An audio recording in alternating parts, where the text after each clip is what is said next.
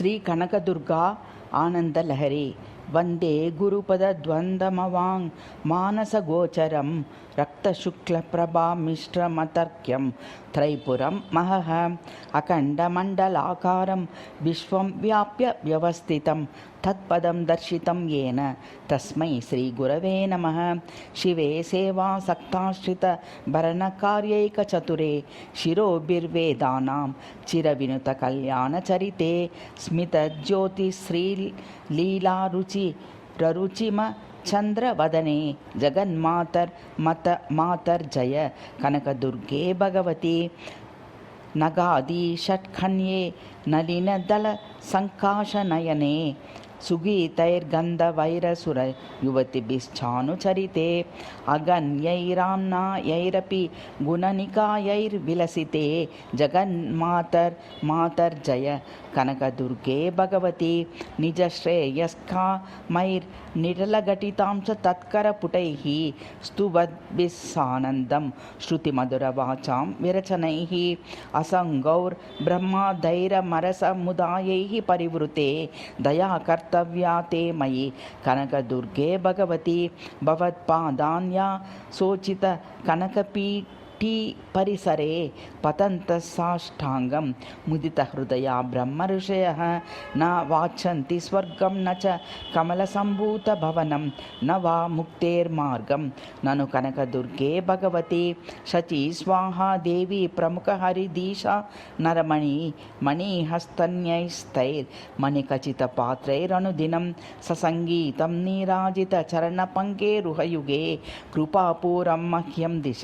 कनकदुर्गे भगवती। प्रवश्यत्यश्रान्तं बहुगुणमभीष्टार्थनिचयं स्वरूपाद्यातॄणां चुकरणिकुरुम्बं तव शिवे अपमेकं वर्षं वितरति कदाचिक्लधरो द्वयो साम्यं किं स्यान्ननु कनकदुर्गे भगवती। कृशाङ्गं स्वारातिं तु हि नकरमावृत्य तरसा स्थितं मन्ये धन्ये तिमिरनिकरं ते खचबरं सहायं कृत्वायं हरमनसि मोहान्दतमसं वितेने कामः श्रीमती कनकदुर्गे भगवती। तमो नाम्ना सम्यक् गलित पुनरुद्वान्तरुचिर प्रभाशेषं भानोरिव तरुणिमानं द्रुतवतः त्वदीये सीमन्ते कृतपदमिदं कंकुमरजो वसेदश्रान्तं मे ह्यदि कनकदुर्गे भगवती। त्रिलोकी वैचित्री जनकघनसौन्दर्यसदनं विराजत् कस्तूरी तिलकमपि फाले विजयते यदालोकव्रीडा कुपित इव जूटे पशुपति विलीनो बालेन्दुर्ननु कनकदुर्गे भगवती। पराभूतश्चेचालिक कनयनकीलाविलासना विसृज्य प्राचीनं भुवनविनुतं कार्मुकवरं हरं जेतुं त्वच्छूच्छलमपरबाणसनयुगं स्मरो दत्ते सर्वेश्वरि कनकदुर्गे भगवती। त्वद्वेयभ्रुवल्ली चलमदनकोदण्डयुगली समीपे बिभ्राजत्तव सुविपुलं नेत्रयुगलं विजेतुं स्वारातिं विकचनव नीलोत्पलशरद्वयं तेनानीतं खलु कनकदुर्गे भगवती। दरिद्रं श्रीमन्तं जरटमबलानां प्रियतमं जडं शृङ्गावान्तं समरचलितं शौर्यकलितं मनुष्यं कुर्वन्तो मरपरिवृढं नित्यसदयाः कटाक्षास्ते कार्या मयि कनकदुर्गे भगवती। पुरारातेर्बाणाः कुसुमशरतूणीरगलिता नतानां सन्त्राणे निरवधि सुधा वीचिनिचयाः वियद्धङ्गाभङ्गा बहुदुरितजालावृतिमतां कटाक्षास्ते कार्या मयि कनकदुर्गे भगवती। दरिद्राणां कल्पद्रुम सुममरन्दोदखड्जरा अविद्याद्वान्तानामरुण किराणां विह्यतयः पुरा पुण्यश्रेणी सुललितलता चैत्रसमयाः कटाक्षास्ते कार्या मयि कनकदुर्गे भगवती। गजन्तो वाहन्तः कनकमणिनिर्माणविलसा रतन्तश्चन्त्रन्तो बलयुतभटन्तः प्रतिदिनं स्वभक्तानां गेहाङ्गनभुवि चरन्तो निरुपमाः कटाक्षास्ते कार्या मयि कनकदुर्गे भगवति पुराराते रङ्गं पुलकनिकुरम्बैः परिवृतं मुनिव्रातैर्ध्यातं मुकुलयुतकल्पद्रुमनिभं श्रयन्तश्चानन्दं विचलदलिपोता इव चिरं कटाक्षास्ते कार्या मयि कनकदुर्गे भगवति हरिब्रह्मेन्द्राद्यैः श्रुतिविदितगीर्वाणनिचयैर्विशिष्टाव्यासाद्यैरपि च परमब्रह्मऋषिभिः समस्तैराशा स्यास्या सकलशुभदा यद्विह्यतयः कटाक्षास्ते कार्या मयि कनकदुर्गे भगवति विरिञ्चर्यद् योगाद्विरचयति लोकान् प्रतिदिनं विदत्ते लक्ष्मीशे विविधजगतां रक्षणविदं ललाटाक्षो दक्षो भवदखिल संहारकरिणे कटाक्षास्ते कार्या मयि कनकदुर्गे भगवति उरोभागे शम्भोर्विकचनवली नीलोत्पलदल स्रजं संगृहन्तो मृगमदरसं फालफलके शिरोग्रे गङ्गायां रविदुहितृसन्देहजनकाः कटाक्षास्ते कार्या मयि कनकदुर्गे भगवति मदीयश्रीलीलाहरण पटुपाठचरमिति वक्त्वा क्वथा हन्ता गन्तुं श्रुतिविमलनीलोत्पलमिव तदर्प्यन्नं याता सहजनि जवैशाल्यकलिताः कटाक्षास्ते कार्या मयि कनकदुर्गे भगवति कलङ्की मासान्ते वहति कृशतां नित्यजड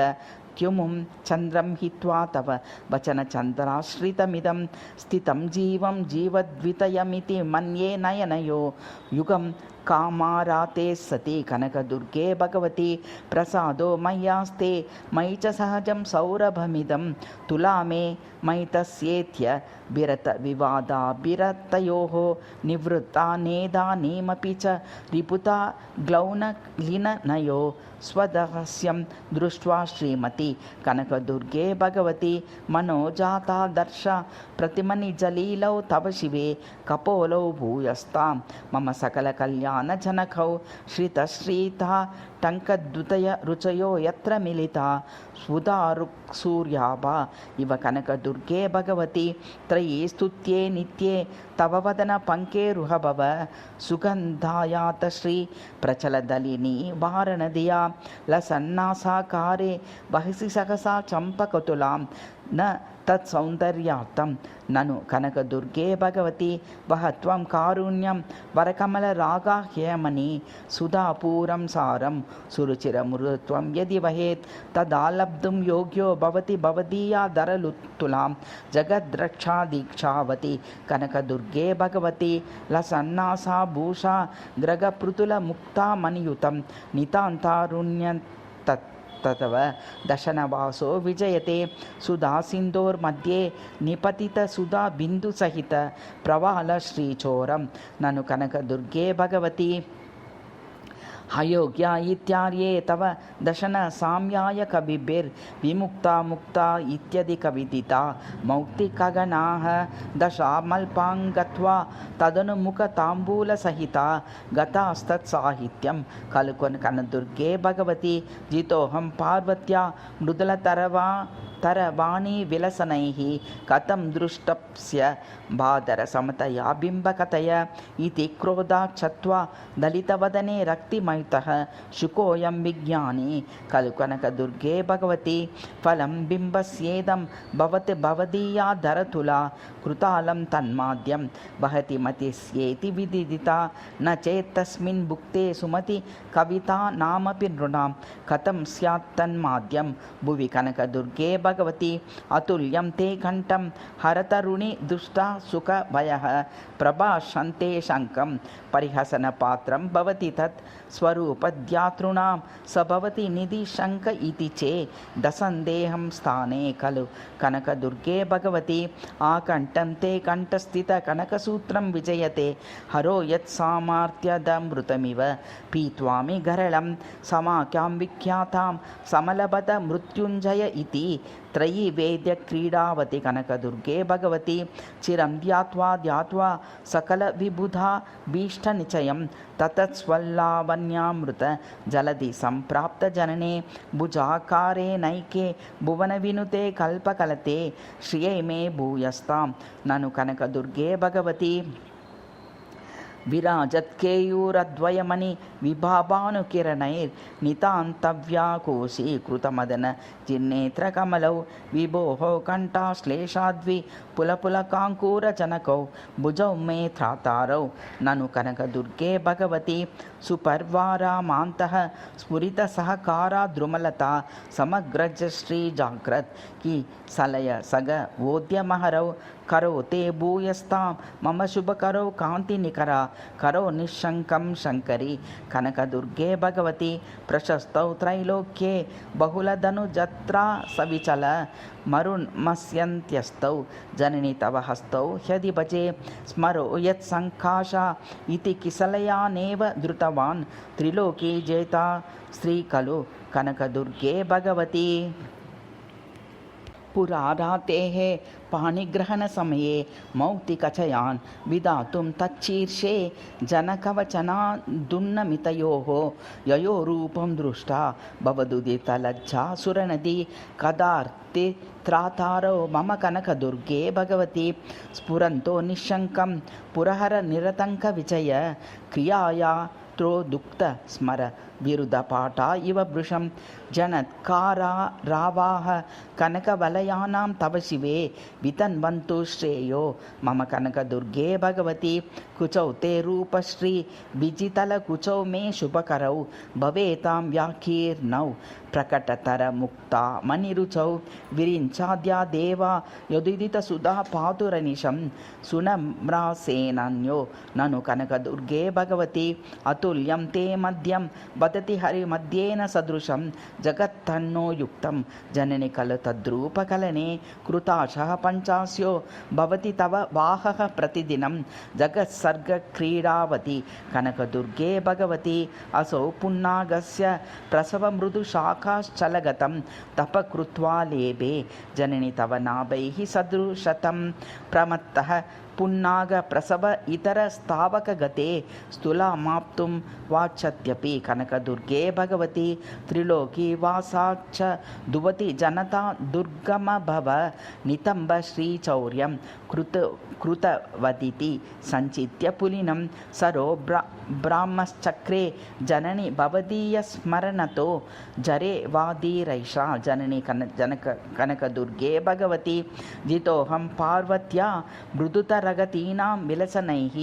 तदूर्वा सौन्दर्यं सहजमधिगन्तुं जडतया कृतारम्भा इति विदिलितासां वनमयं करी सामर्षः श्रीकरी कनकदुर्गे भगवती प्रविष्टा ते नाभि बिलमसितरो मा बलिरियं कटी चञ्चत् काञ्ची गुण विहितसौत्रा मनमनेः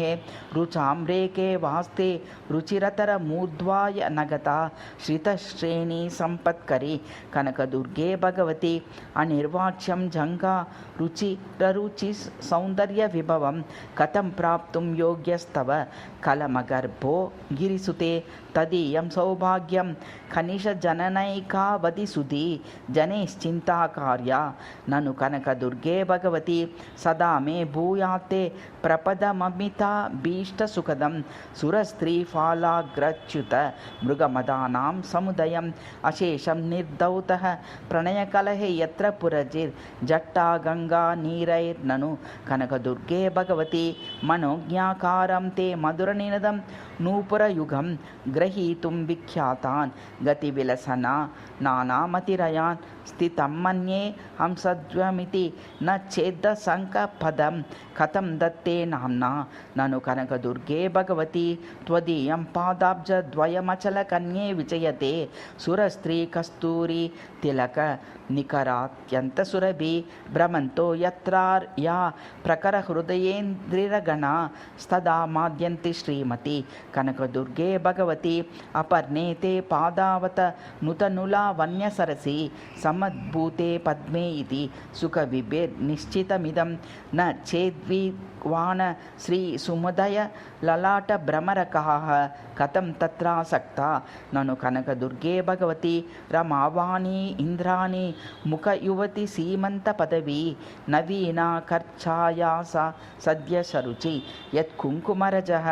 स्वकाङ्काकारेण स्थितमिति भवत्पादकमलद्वये मन्ये शम्भो सति कनकदुर्गे भगवती दवाग्रिं निहारं गरलममृतं वार्धिमवनि स्थलं मृत्युमित्रं रिपुमपि च सेवाकरजनं विशङ्कं कुर्वन्तो जननि तव पादाम्बुरोयोः प्रणामा संस्तुल्या मम कनकदुर्गे भगवती जलप्राया विद्या यदि सकलकामाः करगताः महालक्ष्मीदासी मनुजपतिवर्या सहचराः भवत्यश्रान्तं मे पदकमलयोर्भक्तिसहितं नति कुर्वाणानां ननु कनकदुर्गे भगवती तव श्रीमत्पादद्वितयगत मञ्जीरविलस मणिच्छायाचन्नाकृति भवति यत्फलफलकं स तत्रैवाशेषावनिवहन दीक्षासमुचितं वहेत्पट्टं हैमं ननु कनकदुर्गे भगवती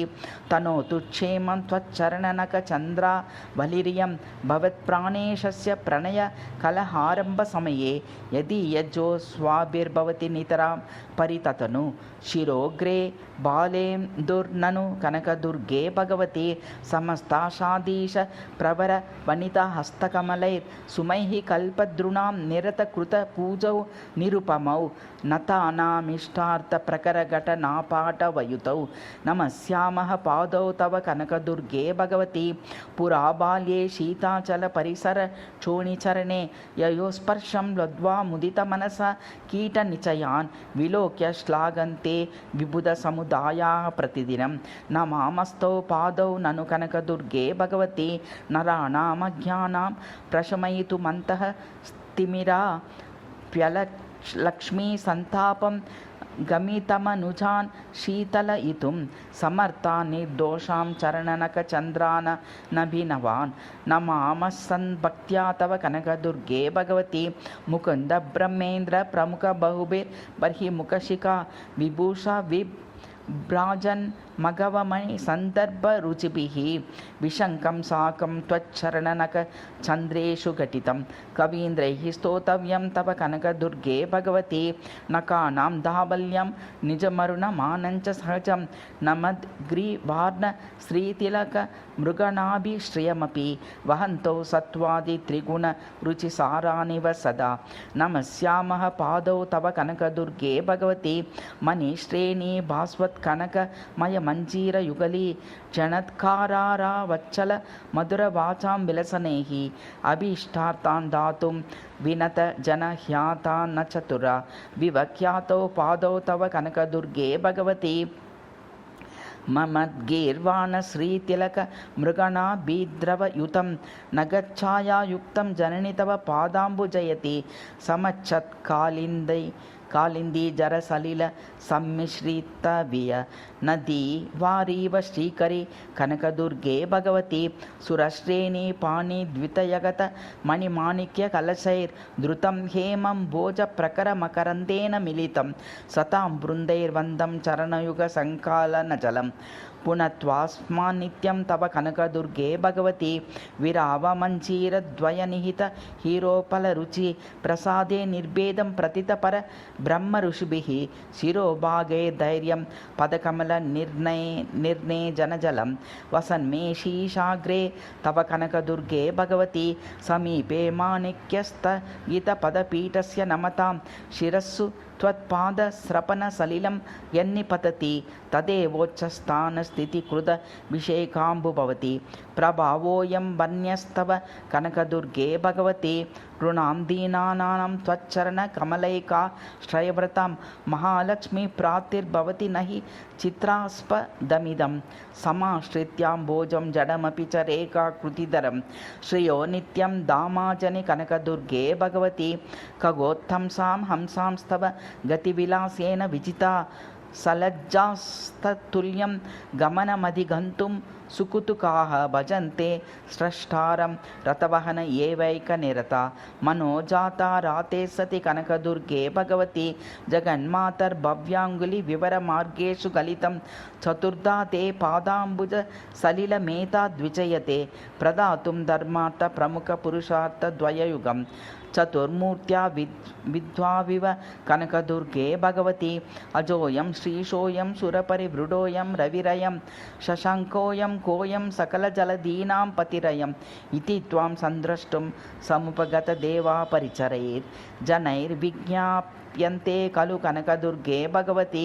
महापीठासीनां मघवमुख बर्हिमुखसखी निकायै संसेव्यां करतलचल चामरयुतैः प्रदोषे पश्यन्ति पशुपतिमहाताण्डवकला भजे त्वं श्रीमाहेश्वरि कनकदुर्गे भगवती परज्योतिषज्ञा सुरतरुलतां दुर्गतजना महाज्वालामग्रेर्भुवनभयदा राक्षसगणाः ललाटाच्च साक्षादतनु जयलक्ष्मी विरतं यदि ध्यायन्ति त्वां कनकदुर्गे भगवती समुद्यद्बालाकार्युत शतसमानद्युतिमतीं शरद्राका चन्द्रप्रतिमदर हासाञ्चितमुखीं सखीं कामारातेश्चकितहरिणी शाभनयनां सदाहं सेवे त्वां यदि कनकदुर्गे भगवती तपकृत्वा लेवे त्रिपुरमतनस्त्वां प्रियसखीं तपस्यन्ती प्राप्ता त्वमपि गिरिशं प्राणदयितं तदेवं दाम्पत्यं जयति उभयोर्भीतदवयोः कविस्तुल्यं नित्यं ननु कनकदुर्गे भगवती विभोर्जानासि त्वं विपुलमहिमानं पशुपते स एव ज्ञाता ते चरितजलराशेरनवदेः न हि ज्ञातुन्दक्षो भवति भवतोस्तत्त्वमितर स्त्रीलोकी सन्धानेष्वपि कनकदुर्गे भगवती न विष्णुर्न ब्रह्मा न च सुरपतिर्नापि सविता न चन्द्रो नो वायुर्विलसति कल्पान्तसमये तदा नाट्य कुर्वस्तव रमणये को विजयते त्वया साकं लोकेश्वरि कनकदुर्गे भगवती धनुश्चक्रे मेरुं गुणमुरगराजं शितशरं रमादिश्चापि त्रिपुरमतनेन त्रिनयनः तदेतत्सामर्थ्यं सहजनिजशक्तेस्तव शिवे जगद्रक्षा दीक्षावति कनकदुर्गे भगवती त्रिकोणान्तर्बिन्दूपरि विलसनात्यन्तरसिकां